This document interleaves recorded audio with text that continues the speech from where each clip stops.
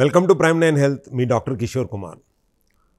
ఈరోజు face to face కార్యక్రమంలో మనతో పాటు శ్రీనివాస్ రెడ్డి గారు, జిహెచ్ఎంసి ఎగ్జిక్యూటివ్ ఇంజనీర్ గారు మనతో పాటు ఉన్నారు. నమస్కారం అండి శ్రీనివాస్ రెడ్డి గారు. యాక్చువల్గా చాలామంది వ్యక్తులు తెర వెనుక ఉండి తన వంతు సాయంగా సొసైటీకి చేస్తూనే ఉంటారు. అంటే వృత్తిరీత్యా కాకపోయినటువంటి వాళ్ళ యొక్క సోషల్ కాజ్ అనేటువంటిది ఎక్కువగా ఉంటుంది.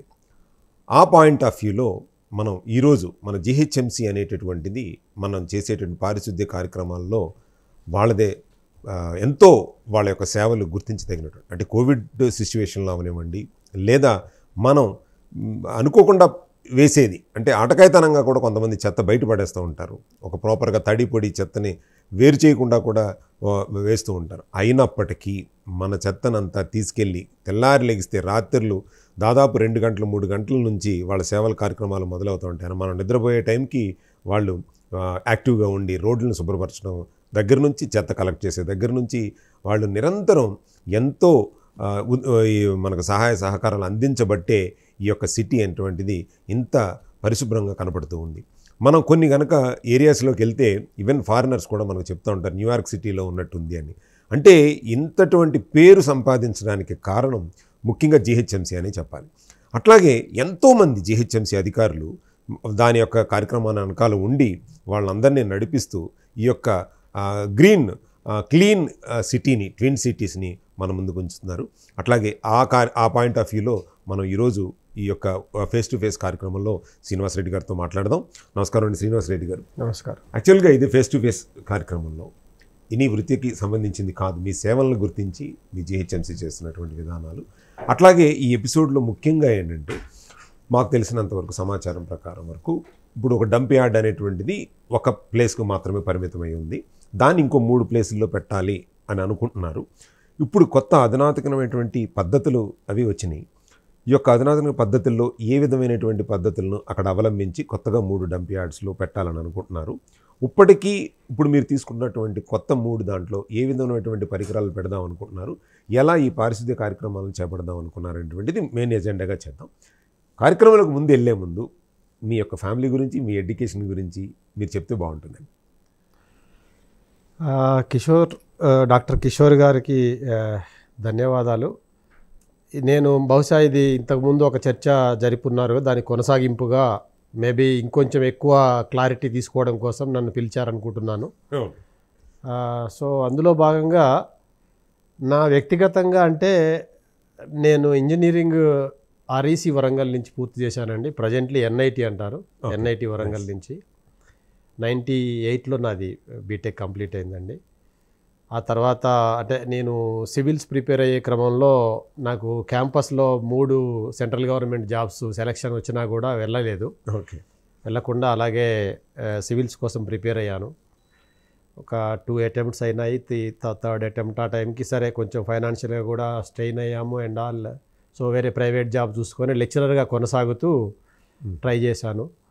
But as you know, civils అనేది చాలామంది డ్రీమ్ చేస్తారు, బట్ ఓన్లీ కొంతమంది క్రాక్ చేయగలుగుతారు. కాబట్టి సో సైమల్టేనియస్లీ నేను ఒక 4-5 ఇయర్స్ లెక్చరర్గానే కంటిన్యూ అయిన తర్వాత నేను ఏపీపీఎస్సీని క్రాక్ చేసి I stood as topper in my zone and overall second in the state.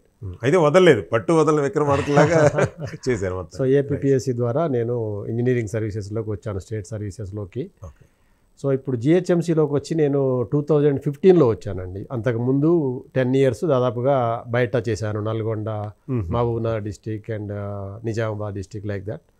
2015 అక్టోబర్లో జిహెచ్ఎంసీలోకి వచ్చాను యాజ్ ఏ డెప్యూటీ ఎగ్జిక్యూటివ్ ఇంజనీర్గా. ఆ తర్వాత దాదాపు ఒక 6 నెలలు 8 నెలలు నేను ఉప్పల్ సర్కిల్లో డిఈగా చేసిన తర్వాత నాది ఎంటెక్ ఎన్విరాన్మెంటల్ ఇంజనీరింగ్ బ్యాక్గ్రౌండ్ ఉండడం వల్ల అప్పటి కమిషనర్ గారు నాకు డిజాస్టర్ మేనేజ్మెంట్లో అవసరం ఉంది అని చెప్పేసి తీసుకున్నారు. దాంతోపాటు నాకు సాలిడ్ వేస్ట్ మేనేజ్మెంట్లో కూడా డిఈగా బాధ్యతలు ఇచ్చారు. సో అప్పుడు 2016 సెప్టెంబర్లో భారీగా వర్షాలు వచ్చినప్పుడు అప్పుడే నేను డిజాస్టర్ మేనేజ్మెంట్ ఈఈగా ఎగ్జిక్యూటివ్ ఇంజనీర్గా అడిషనల్ ఛార్జ్లో చేశాను. చాలా కష్టపడ్డాము. అప్పుడు యాక్చువల్గా మిలిటరీని కూడా డిప్లాయ్ చేయాల్సి వచ్చింది. చాలా పెద్ద రైన్స్, మీకు ఐడియా ఉంటుంది. సో ఆ టైంలో మా కమిషనర్ గారు, మా టీం అందరూ కూడా చాలా కష్టపడ్డారు. నేను యాజ్ ఏ డిజాస్టర్ మేనేజ్మెంట్ సెల్కి హెడ్గా 3 nights అంటే కంప్లీట్గా ఈరోజు మార్నింగ్ వస్తే మళ్ళీ 4th డే మార్నింగ్ ఇంటికి వెళ్ళాను. 3 nights కమిషనర్ గారి ఛాంబర్లోనే పడుకొని అట్లా అంత కష్టపడ్డాము.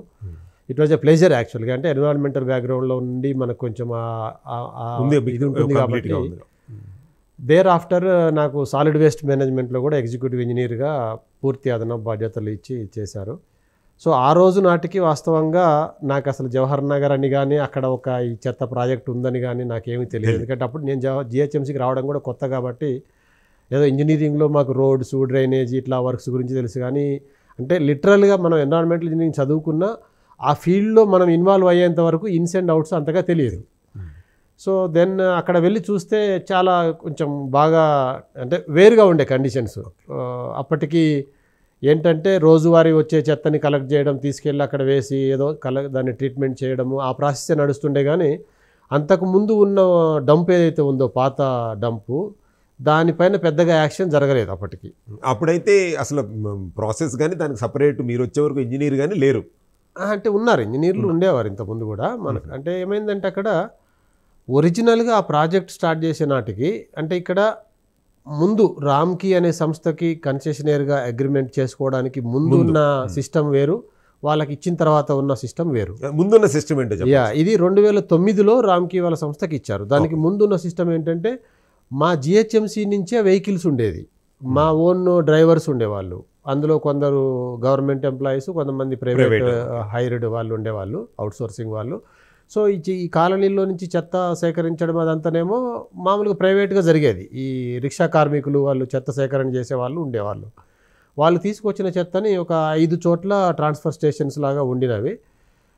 ఆ చోట్ల వాళ్ళు పడేస్తే దాన్ని మళ్ళీ భూమి నుంచి ఎత్తి మళ్ళీ ట్రక్కుల్లోకి 25 టన్ పెద్ద టిప్పర్స్ ఉంటాయి కదా, వాటిల్లోకి లోడ్ చేసి ఇవి తీసుకెళ్ళిపోయి జస్ట్ అక్కడ పడేసేవాళ్ళు అంతే. జవహర్ నగర్ అనేది 339 ఎకరాల స్థలం. ఓకే. సో దాంట్లో ఏంటంటే ఇంకా ఎవరికి తోచిన చోట వాళ్ళు పోయి పడేసేవాళ్ళు. ఈ ట్రక్కులు కూడా ఎట్లా ఉంటాయండి, ఆల్రెడీ ఒక గుట్ట పడి ఉందంటే వెళ్ళే బదులు ఇంకా ప్లేన్ ఉన్న ఏరియాలో వేయడానికి ఇంకా ఇష్టపడతాడు. అట్లా ఎవ్రీవేర్ అంటే వేస్ట్ అనేది మొత్తం కూడా స్టూన్ అప్ అయి ఉంది ఎవ్రీవేర్.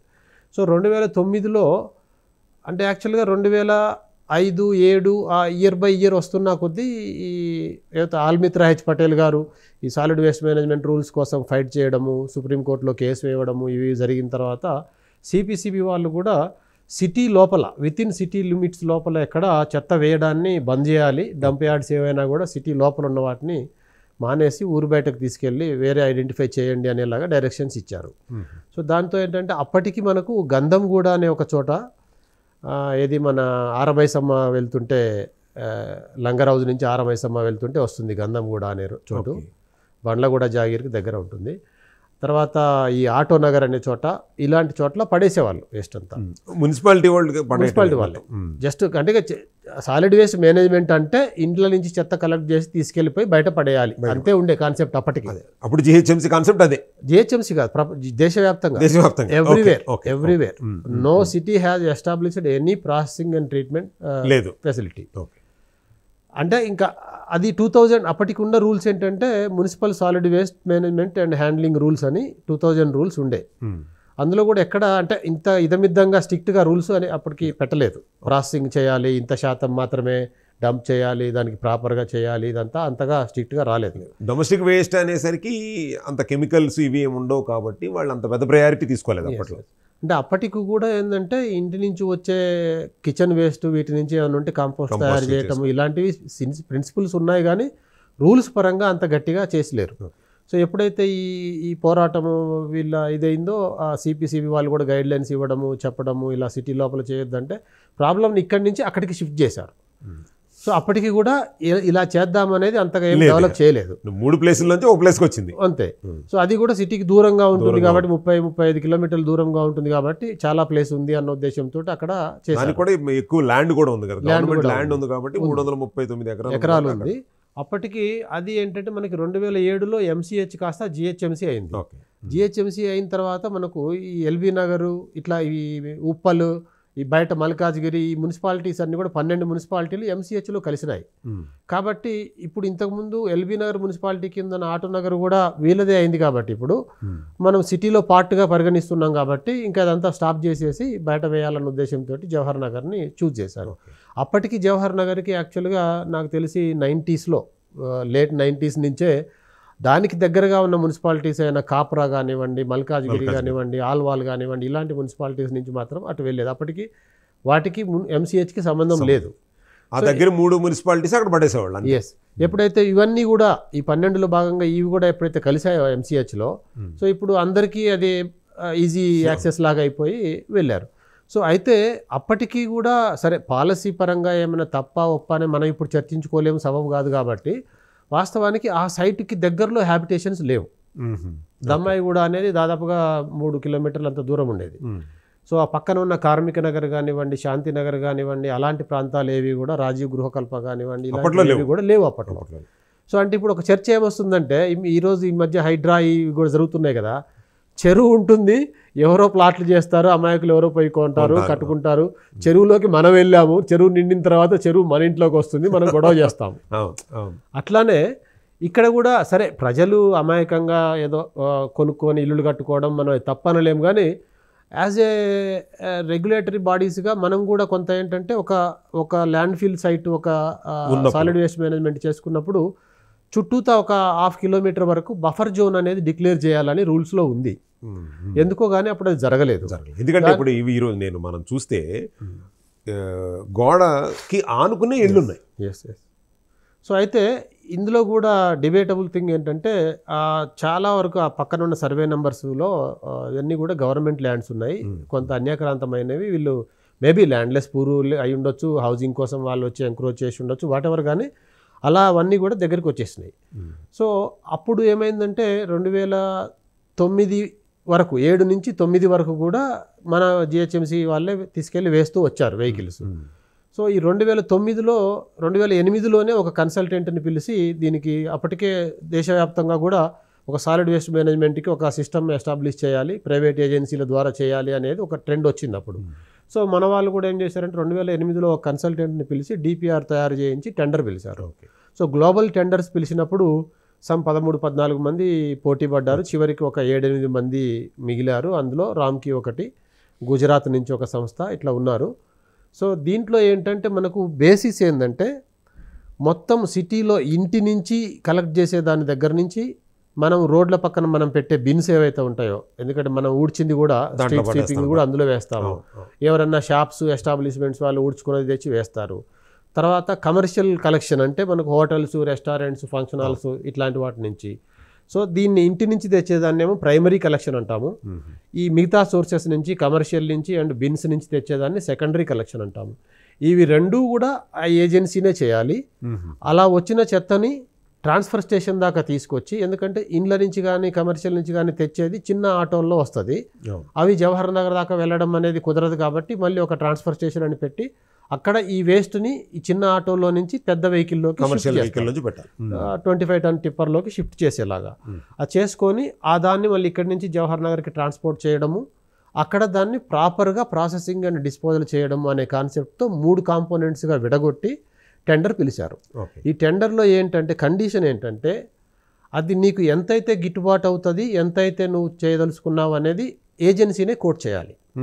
సో కొందరు 2000 కోట్ చేశారు, కొందరు 1800 కోట్ చేశారు. ఈ రామ్కి వాళ్ళు 1435 రూపాయలు చిల్లర వాళ్ళు కోట్ చేశారు. సో ఈ కాన్సెప్ట్ ప్రకారం ఏంటంటే, మనము టోటల్ ఎండ్ టు ఎండ్ ఇస్తేనే ఎక్కడైనా దేశవ్యాప్తంగా కూడా ఇప్పుడున్న సిస్టంలో వాళ్ళ కంట్రోలే కాదు, వాడికి బాధ్యత కూడా ఉంటుంది. మనం ఎందుకంటే ఈ కాన్సెప్ట్లో ఏమైందంటే 1435 రూపాయలని ఎందుకు కోట్ చేసావు నువ్వు అన్నప్పుడు, మనము టోటల్ ప్రాజెక్ట్ కాస్ట్ ఎంత అవుతుంది అనేది ఒక అంచనాగా మనం ఏం చెప్పామంటే, సుమారుగా ఒక 500 కోట్లు కావచ్చు. ఏది ఈరోజు ఉన్న ఫెసిలిటీస్ ఎస్టాబ్లిష్ చేయడానికి, తర్వాత ఫ్యూచర్లో కూడా ఇంకా 3 సైట్లు. మీరన్న పాయింట్లో ఏంటంటే, మనకి ఈ DPRలో పెట్టిన ఇదేంటంటే, సిటీకి నలువైపులా 4 చోట్ల ఈ ప్రాసెసింగ్ ఫెసిలిటీస్ని పెట్టి 1/4 వంతు ఒక్కొక్క దగ్గరికి పంపించేలాగా అని పెట్టుకుంటూ, అంటే ఆ రోజు అంటే ఇప్పుడు ఎస్టాబ్లిష్మెంట్ ఏ రోజు అయితే అనుకున్నారో ఆ రోజుకి 4 సైట్స్ అని ప్రపోజల్ ఉంది. DPRతో సహా DPR ప్రిపేర్ చేసేటప్పుడు ఇదే కాన్సెప్ట్ ఉంది, అగ్రిమెంట్ చేసే నాటికి కూడా ఇదే కాన్సెప్ట్ ఉంది. మరి ఎందుకు సార్ ఆల్మోస్ట్ 10 సంవత్సరాలు బట్టి దాని మీద యాక్షన్ ప్లాన్ రాకుండా చేశారు మరి? అయితే అక్కడ ఏమైందంటే, ఆ అగ్రిమెంట్ చేసుకునే నాటికే జవహర్ నగర్ రెడీగా ఉంది కాబట్టి ఇమీడియట్గా ఇక్కడ స్టార్ట్ చేయాలి. తర్వాత ఇంకొక 2 సైట్స్ కూడా పేరు చెప్పారు, అందులోనే రాసుకున్నారు. సో లక్డారము, ప్యారానగర్ అనే 2 సైట్ల పేర్లు రాసుకున్నారు అగ్రిమెంట్లో. రాసుకొని ఇంకా 4వ సైటుగా చౌటుప్పల్ వైపు ఇంకొక సైట్ ఐడెంటిఫై చేయాలి అని రాసుకున్నారు. అప్పుడు కావాలి ఐడెంటిఫికేషన్ అవ్వలేదు. కానీ ఈ 2 కూడా అప్పటికి మన చేతిలోకి పొజిషన్లో కూడా రాలేదు. అక్కడ ల్యాండ్ ఉందని తెలుసు కాబట్టి, గవర్నమెంట్ ల్యాండ్ ప్యారానగర్లో ఇది రాసుకున్నారు. లక్డారంలో కూడా ఉందని తెలుసు కాబట్టి రాసుకున్నారు. దాన్ని తీసుకోవడం పొజిషన్లోకి ఆ ప్రాసెస్ జరగలేదు. సో ఈ మిగతా 3 చోట్ల కూడా ఎస్టాబ్లిష్ చేయడానికి ఫర్ 25 years టైంలో, ఈ రోజుకి మీరు 1000 టన్నులకో 2000 టన్నులకో ఒక సెటప్ చేస్తే ఒక 5 ఏళ్ల తర్వాత దాన్ని డబల్ చేయాల్సి వస్తుంది, మళ్ళీ 5 ఏళ్ల తర్వాత డబల్ చేయాల్సి వస్తుంది. కాబట్టి ఈ మొత్తానికి కావలసిన క్యాపిటల్ ఇన్వెస్ట్మెంటు సుమారుగా 500 కోట్లు అవుతుంది అన్న అంచనాతోని, అందులో సగం అంటే 250 crores మేము ఇస్తాము జిహెచ్ఎంసీ నుంచి, 250 crores కన్సెషనర్ భరించాలి. సో ఆ అమౌంట్ని ప్లస్ రోజువారీగా మనం ఇవ్వబోయే టన్నుకి ఎంత అనేది పరిగణ చేసుకొని కోట్ చేయమని ఇచ్చాము. అంటే ఇట్స్ ఓపెన్ మార్కెట్. ఒకవేళ ఎవరైనా గ్రీడీగా వెళ్ళి 2500 2000 కోట్ చేస్తే అంతకన్నా తక్కువ కోట్ చేసిన వాడికి వెళ్తుంది. కాబట్టి ఇక్కడ మనకి సంబంధం లేదు, అది ఓపెన్ టు మార్కెట్ లాగా వచ్చింది ఆ బిడ్. సో దీంట్లో ఏంటంటే ఇంకా వెహికల్స్ ఉంటాయి, ట్రాన్స్ఫర్ స్టేషన్ ఉంటుంది. ఇప్పుడు మీరు చూస్తున్నారు క్లోజ్డ్ కంటైనర్, ఆ ట్రక్ మోడల్స్ ఏవైతే ఉన్నాయో ఆయిల్ ట్యాంకర్ లాగా ఉండేవి, ఇదంతా కాన్సెప్ట్ ఉంది. కాబట్టి వాళ్ళు అన్ని లెక్క కట్టుకొని ఆ అమౌంట్ కోట్ చేశారు. సో అయితే ఆ రోజు నాడు జవహర్ నగర్ ఒక్కటే ఆ రోజుకి డిసైడ్ చేయడం వల్ల తర్వాత మిగతా సైట్స్లో సరే ఏమైనా ప్రాబ్లమ్స్ వచ్చి డిలే జరిగిందా, లేకపోతే దాన్ని సరిగా పరిశీలి చేయలేదా, ఏమైనా కానివ్వండి, కానీ అది 2009 నుంచి ఈ రోజు వరకు కూడా వేరే సైట్ అనేది ఐడెంటిఫై చేయలేకపోయాం. అయితే ఇక్కడ ఒక సమస్య ఏమొస్తుందంటే, మనకు ఆ రోజున ఉన్న పరిస్థితులు, ఆ రోజుల్లో ఉన్న ప్రజల్లో అవేర్నెస్ కానివ్వండి, ప్లస్ ఆ రోజుకి అది అంత జవహర్ నగర్ పరిస్థితి కానివ్వండి, ఇదంతా హైలైట్ కానప్పుడు, లేదా సైమల్టేనియస్గా చూస్తే మనము భూముల విలువలు అడవులుగా పెరిగిపోయినాయి, ఈ అర్బనైజేషన్ బాగా ఇదవ్వడం వల్ల ఆ రోజే కానీ చేసి ఉండుంటే ఇప్పుడున్న ఒక మీరు యాజ్ ఎన్విరాన్మెంటల్ ఇంజనీర్గా మీకు ఐడియా ఉంటుంది కాబట్టి నింబీ సిండ్రోమ్ అని అంటాం, not in my back yard. ప్రతి ఒక్కరూ తన ఇల్లు శుభ్రంగా ఉండాలి. రోజుకి 2 సార్లు ఊడ్చుకుంటారు, పొద్దున్నే ఊడ్చి కడుగుతారు. ఊడ్చిన చెత్త తీసుకెళ్లి రోడ్డుకి అవతల వైపు వేసేస్తాడు. తన ఇంటి ముందు ఉండనివాడు, రోడ్డుకి అవతల వైపు పర్వాలేదు. ఖాళీ ప్లాట్ ఉంటే అసలు ఆ ప్లాట్ లో కూడా వేస్తారు. మనం చాలా చోట్ల చూస్తూనే ఉంటాము, ఇంట్లో పైనుంచి కూడా చెత్త అలా పక్క ప్లాట్ లో కూడా వేస్తుంటారు. ఒకటేసాడంటే మీరు వారం రోజుల్లో చూస్తే అది కొండ అవుతుంది. సో ఆ విధంగా ఏంటంటే మనము ఈ not in my back yard అనే సిండ్రోమ్ అనేది అంటున్నామో, ఇది ఈ ఇండ్ల మధ్యలో ఒకరింటికి మధ్యలో ఇట్లా పడేసుడు విషయమే కాకుండా నీ ఊరు చెత్త నా ఊరు దగ్గర తెచ్చి వేయొద్దు అనేది కూడా ఒక సిండ్రోమ్ లాగా, అంటే ఒక ఇది డెవలప్ అయింది. అదంటే కాలంతో పాటు ఇప్పుడు ఎక్కువైంది. అదే అప్పుడే కనుక ఇంకో 3 సైట్లు కూడా, లేదా కనీసం 1 2 సైట్లు అని ఐడెంటిఫై అయ్యి ఉండుంటే ప్రజల్లో అంత వ్యతిరేకత ఉండేది కాదేమో. ప్లస్ అప్పుడు కొత్తగా స్టార్ట్ చేసే ప్లాంటు వేరే రకంగా ఉండేది. ఇక్కడేమో 2012లో స్టార్ట్ అయింది ఈ ప్లాంట్. మీకు ఇందాక చెప్పినట్టుగా ఇక్కడ వచ్చిన విషయం, ఇప్పుడు మీరు ఎప్పుడైతే మనం రాసుకున్నామో డాక్యుమెంట్ అంతా చేసుకున్నప్పుడే 2 ఆల్టర్నేటివ్ సైట్స్ కూడా పెట్టాలి అని చెప్పి 2 ఏరియాస్ని సెలెక్ట్ చేసి పెట్టుకున్నారు. అంటే ఈ సెలక్షన్ ఆల్రెడీ వాళ్ళకి మనం అగ్రిమెంట్ చేసినప్పుడు ర్యామ్కీ వాళ్ళకి ఇచ్చినప్పుడు వాళ్ళు దాన్ని ఇంప్లిమెంటేషన్ పార్ట్ వాళ్ళు చూడాలా, లేకపోతే మన జిహెచ్ఎంసీ కానీ లేకపోతే స్టేట్ గవర్నమెంట్ కానీ ఇనిషియేషన్ తీసుకోవాలా? పీపుల్ని పక్కన పెట్టేద్దాం. ఎందుకంటే పీపుల్ ఇప్పుడు మనం మీరు అన్నట్టు సమస్య పెరిగిపోయింది కాబట్టి వాళ్ళు ఇలా ఉందని ముందుకు వచ్చారు. అదే మనమే కనుక ఆ 2 సైట్లో ఇంప్లిమెంటేషన్ అనేటువంటిది పీపుల్ చేతిలో లేదు. జిహెచ్ఎంసీ కానీ స్టేట్ గవర్నమెంట్ కానీ లేదా మనం అన్నట్టు మన సంస్థ రామ్కీకి మనం ఇచ్చేసినప్పుడు రామ్కీ వాళ్ళు కానీ ఒకవైపు నుంచి రామ్కీ మీ మీద ఒత్తిడి తీసుకురావాలి. సార్ ఇక్కడ పెరిగిపోతుంది, రేపు పొద్దున్న సమస్యలు ఎట్లా ఉంటాయో తెలీదు, గోడ పక్కకి ఇళ్ళు వచ్చేసినాయి, కాబట్టి మాకు సెకండ్ సైట్ ఆపరేషన్స్కి మాకు అధికారం ఇస్తే కనుక, లేకపోతే మీరు ఫండ్ ఇస్తే కనుక మేము ఇంప్లిమెంట్ చేస్తాము అన్న విషయం రామ్కీ అన్న లేవనెత్తాలి. లేదంటే జిహెచ్ఎంసీ వాళ్ళు క్లోజ్గా మానిటర్ చేస్తున్నారు కాబట్టి ఆ సమస్యని రేపొద్దున్న ఎటువంటి సమస్యలు వస్తాయి అనేది మనం ముందే ప్రిడిక్ట్ చేస్తాం. దాన్ని బట్టి అయినా సరే తీసుకోవాలి. మీరు నాకు తెలిసినంతవరకు ఈ సమస్య పీపుల్తో కంటే కూడా మీ జేహెచ్ఎంసీ సంస్థ నుంచి కూడా ఎప్పటికప్పుడు మన స్టేట్ గవర్నమెంట్కి అప్డేట్స్ ఇస్తూ ఉంటాం. అది ఏ గవర్నమెంట్ అవనివ్వండి, ఇప్పుడు తెలుగుదేశంలో ఇనిషియేట్ చేసినా, కాంగ్రెస్ ఇంప్లిమెంట్ చేసినా, లేకపోతే మన బీఆర్ఎస్ గవర్నమెంట్ దానికి ఫండ్ ఇచ్చి చేసినప్పటికీ కూడా మీ అప్డేట్స్ అనేది వాళ్ళకి ఇస్తారు కదా, సమస్య సార్ ఇది ఈ ప్రాబ్లమ్స్ ఫేస్ చేస్తున్నాం అనేది. అంటే ఇది ఎక్కడ వైఫల్యం అంటారు యాక్చువల్లీ?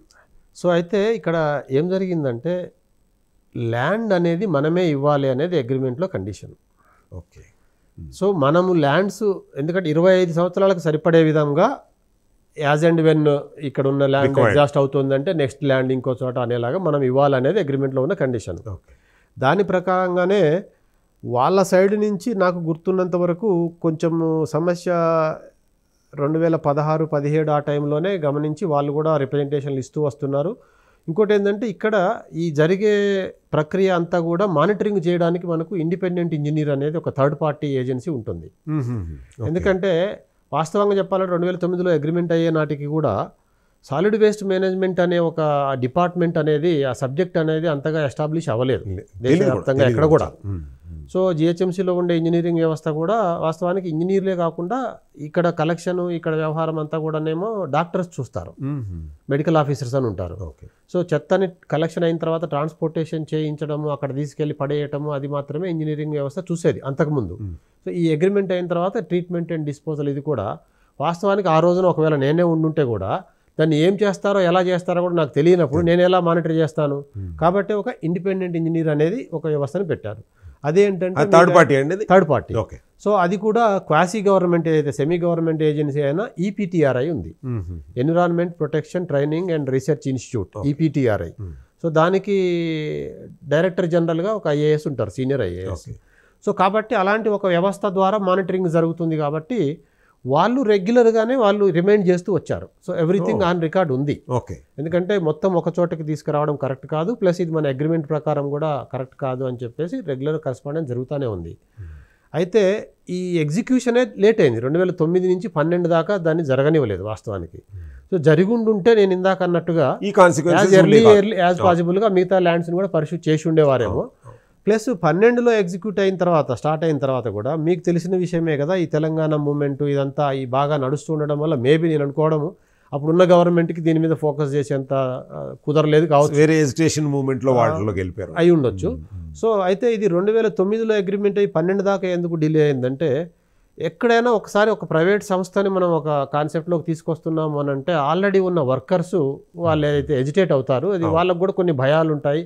సో దాన్ని ప్రాపర్గా మనం కొంచెం డీల్ చేసి ఏమన్నా వాళ్ళని కూడా కాన్ఫిడెన్స్లోకి తీసుకొని ఉండుంటే వేరేలాగా ఉండేదేమో బహుశా.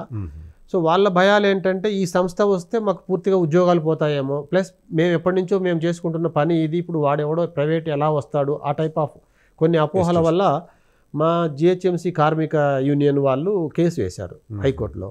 సో అది అటు ఇటు మొత్తం మీద వాదనలు జరిగి హైకోర్టు ముందు సంస్థ రామ్కీ సంస్థ కానివ్వండి జిహెచ్ఎంసీ కానీ ఒక అండర్టేకింగ్ ఏమని ఇచ్చారంటే ఒక జెంటిల్మెన్ అగ్రిమెంట్ లాగా ఇప్పటికైతే జిహెచ్ఎంసీ వర్కర్స్ ఏదైతే ఇన్వాల్వ్ అయి ఉన్నారో ఇంటి నుంచి చెత్త ఏమో ప్రైవేట్ పూర్తిగా వేరే ఏమంటాం మనము వేస్ట్ పిక్కర్స్ వేస్ట్ కలెక్టర్స్ వాళ్ళు చేసుకుంటున్నారు, వాళ్ళు అనార్గనైజ్డ్ సెక్టార్లో ఉన్నారు వాళ్ళు.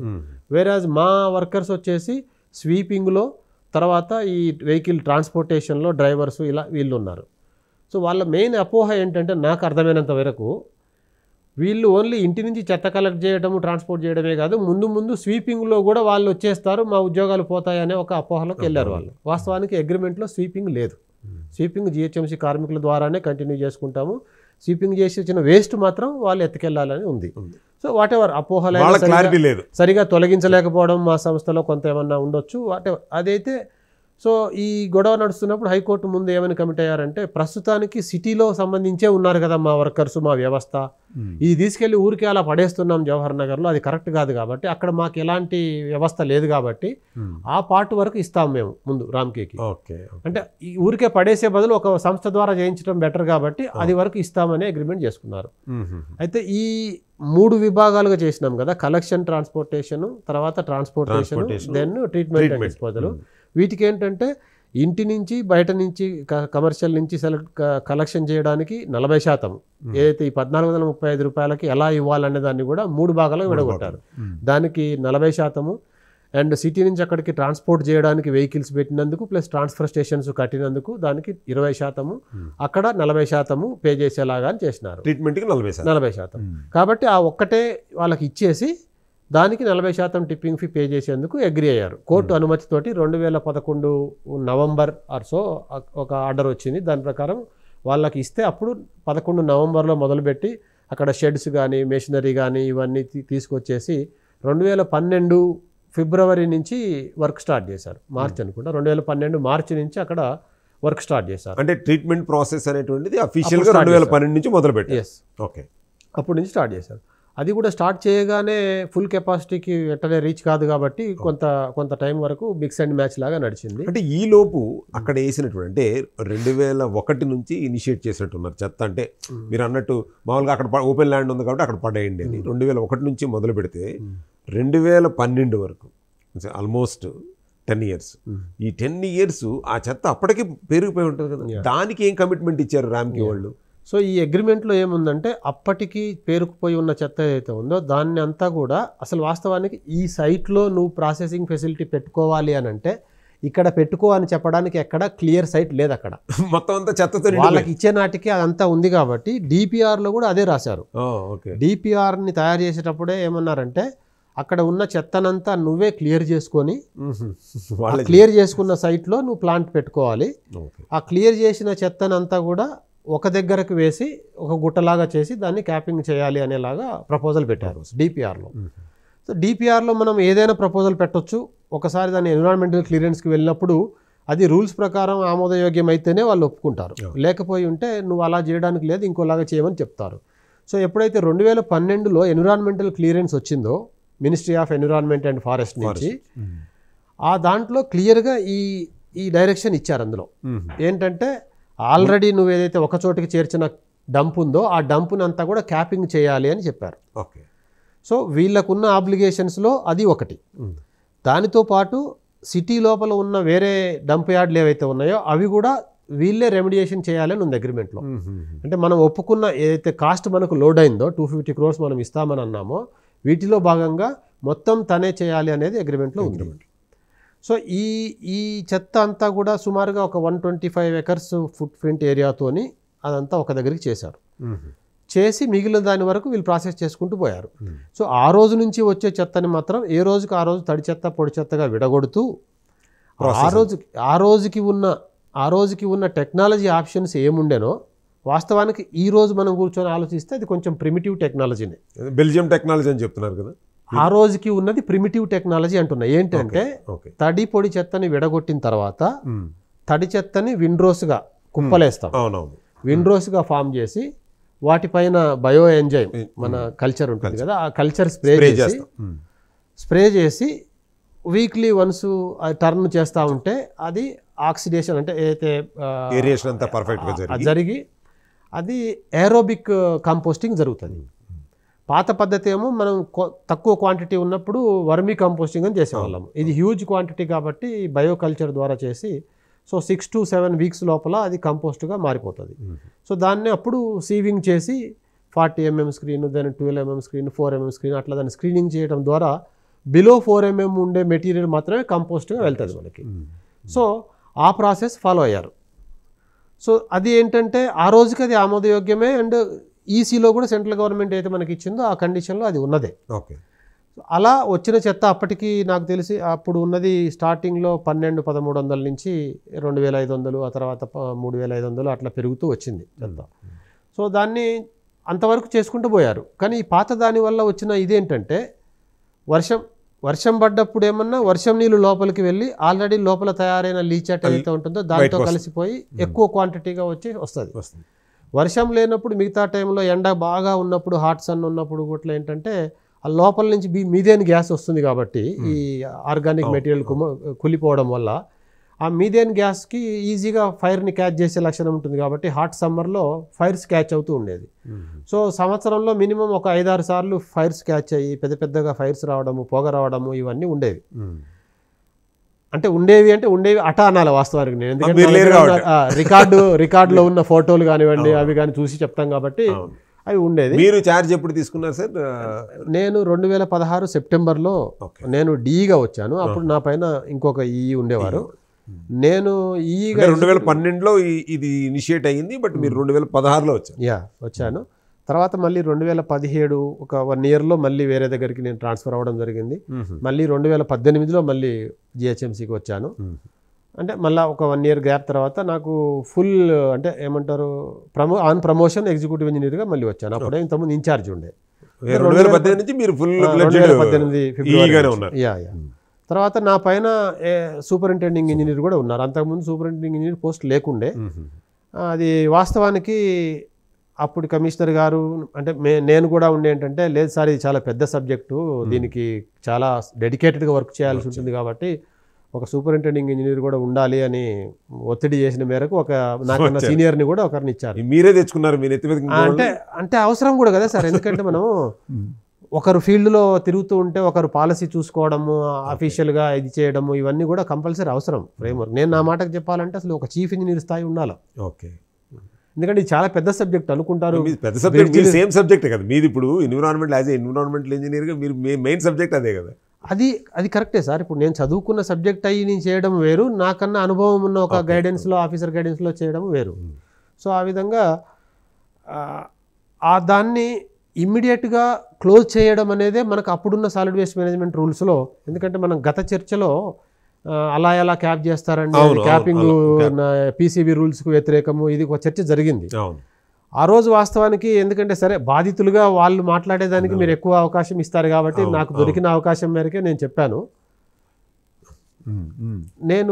సో ఆ రోజు నాకు ఎక్కువ మాట్లాడే అవకాశం రాలేదు కాబట్టి నేను క్లారిటీ ఇవ్వదలుచుకుంది ఏంటంటే, వాస్తవానికి చెప్పాలంటే ఈ రోజు కూడా సాలిడ్ వేస్ట్ మేనేజ్మెంట్ రూల్స్ 2016లో కూడా క్యాపింగ్ చేయకూడదని లేదు.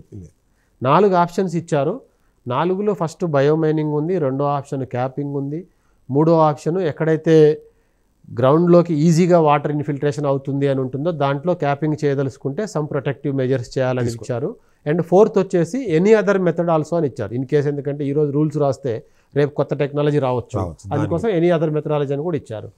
కాకపోతే అన్ఫార్చునేట్లీ ఏంటంటే ఈ ఎన్విరాన్మెంటల్ యాక్టివిస్ట్స్ కొంత ఇది ఉండడము, దాంతో ఎన్జిటి కూడా దాన్ని ఏంటంటే అంటే ఇక్కడ ఏమవుతుందంటే బయోమైనింగ్ చేస్తే మనం రిసోర్స్ రికవరీ చేయొచ్చు, ప్లస్ ల్యాండ్ కూడా రికవరీ అవుతుంది, దాన్ని ఫర్దర్ యూజ్ చేసుకోవచ్చు అన్న ఆ బినైన్ కాజ్ మీద బేస్ చేసుకొని వాళ్ళు అలా ఒక స్టాండ్ తీసుకున్నారు ఎన్జిటి. దాంట్లో ఏమి విధమైన మనకు కౌంటర్ లేదు, మనమేమి దాన్ని తప్పు పడతలేము. కానీ ఎంత చెత్త ఉంటే ఎన్ని సంవత్సరాలు పడుతుంది బయోమైనింగ్ చేయడానికి, దాని నుంచి వచ్చే బై ప్రోడక్ట్స్ని తీసుకోవడానికి ఏదైనా సోర్స్ ఉందా, ఈలోపు వచ్చింది ఎక్కడ పెట్టాలి. ప్లస్ మా పర్టికులర్ సైట్లో ఏంటంటే ఇక్కడే నా పాత డంపు ఉంది, పక్కనే నేను కొత్తది చేస్తున్నాను. వేరే చోట్ల ఢిల్లీలో బాలస్వాని కానివ్వండి, గాజీపూర్ అని కానీ ఇలాంటి దగ్గర ఏంటంటే ఆల్రెడీ సాచ్యురేట్ అయిపోయి అబాండన్ చేసి ఉంది. ఆ అబాండన్ ఉన్న దాన్ని నువ్వు పక్కన ఎక్కడో కొంత జాగా చేసుకొని ఇది స్లోగా డ్రా చేసుకుంటూ దాన్ని బయోమైనింగ్ చేయమనే దానికి కొంతవరకు రీజన్ అది ఒకటి. సో మనకి సరే మనం ఆ రోజు స్టార్ట్ చేసే నాటికి ఈ శశబిషలు ఏం లేవు కాబట్టి 2012లో వీళ్ళు వర్క్ స్టార్ట్ చేయగానే రూల్ బుక్లో ఏమైతే ఉందో ఆ ఈసీ ఇచ్చిన దాంట్లో క్యాపింగ్ అని ఉంది కాబట్టి దానికోసం వాళ్ళు ప్రాసెస్ చేసుకుంటూ వెళ్ళారు. ఏదైతే అట్లా పడేసి ఉన్నదాన్ని మళ్ళీ ప్రాపర్గా ప్రొఫైలింగ్ చేయాలి, లేయర్స్ చేసి స్టెప్స్ లాగా చేయాలి కొలాప్స్ అవ్వకుండా ఉండడానికి కోసము, తర్వాత వెహికల్స్ తిరగడం కోసం మళ్ళీ మధ్యలో ట్రాక్స్ చేయాలి, ఇవన్నీ చేసుకుంటూ ప్రాపర్గా దాన్ని కన్సాలిడేట్ చేస్తూ దానిపైన మట్టి లేయర్ వేస్తారు, ఫస్ట్ సాయిల్ లేయర్ వేస్తారు. So soil layer 1 feet depth తోటి వేశారు. దాన్ని రెగ్యులేటింగ్ లేయర్ అంటాం మనం. అంటే ఇదైతే ప్లాస్టిక్ లైనర్స్ వేయాల్సి ఉంటుంది దానిపైన, HDPE లైనర్ కానివ్వండి, కిందే లైనర్ లేదు కదా, జియో సింథటిక్ లైనర్ కానీ ఇవి వేయాల్సి వస్తుంది. సో ఇక్కడ వచ్చినప్పుడు ఎన్విరాన్మెంటలిస్టులు ఇప్పుడు చేసే ఆర్గ్యుమెంట్ ఏంటంటే కింద లైనర్ లేదు కాబట్టి గ్రౌండ్లోకి లీచాట్ వెళ్తుంది కాబట్టి నువ్వు క్యాపింగ్ చేయడం రాంగ్ అని అంటారు. నేనేమంటానంటే అది తెలిసే 2000 రూల్స్లో ప్రొవిజన్ ఇచ్చారు కదా, 2016 రూల్స్లో కూడా ప్రొవిజన్ ఇచ్చారు కదా.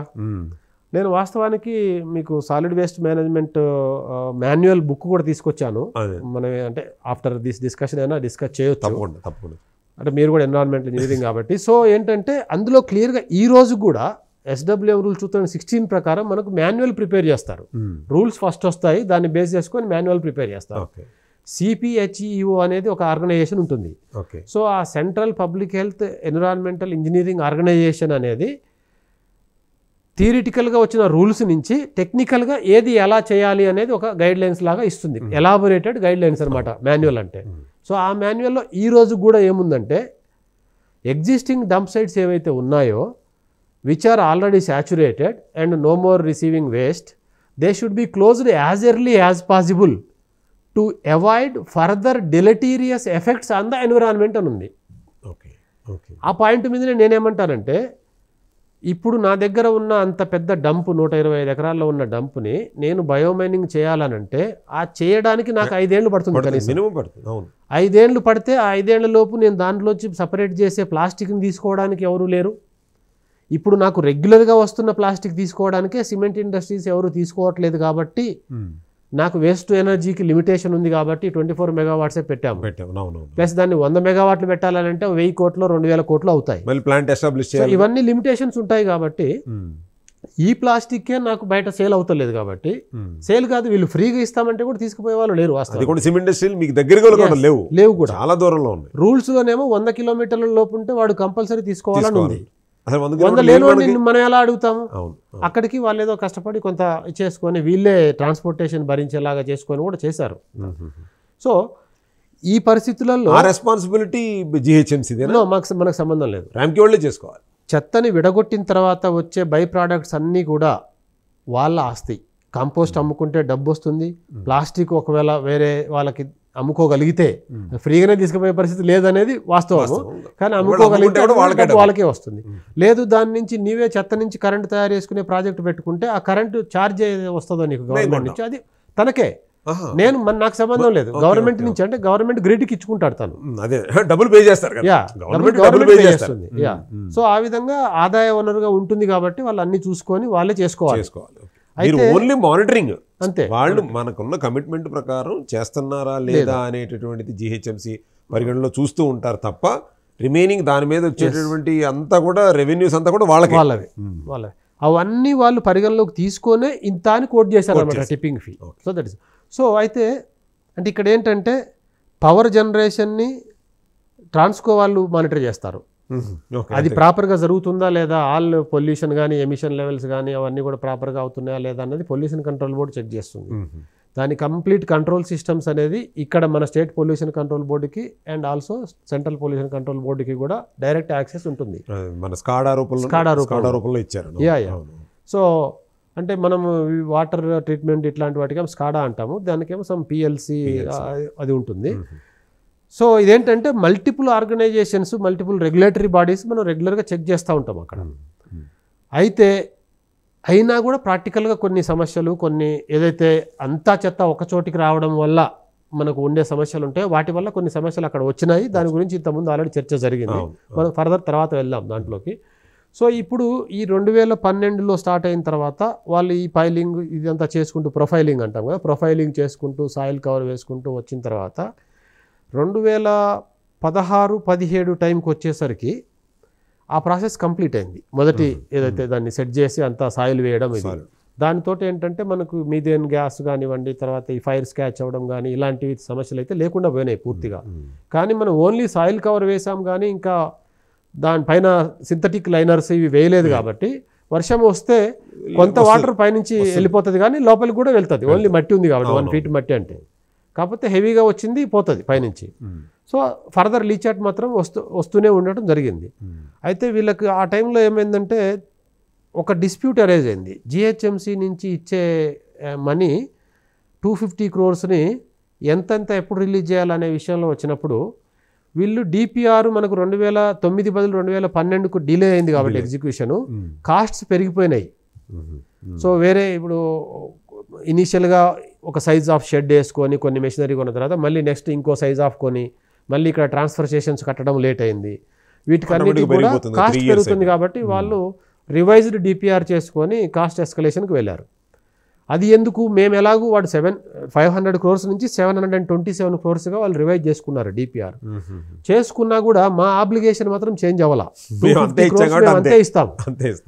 నీకు ఎందుకు మరి ఎన్హాన్స్ చేసుకోవాల్సిందంటే అతను ఏదైనా బ్యాంకుకు లోనింగ్కి వెళ్ళినప్పుడు నీ డిపిఆర్ కాస్ట్ని బట్టి అతనికి లోన్ ఎలిజిబిలిటీ వస్తుంది కాబట్టి రివైజ్ చేసుకున్నారు.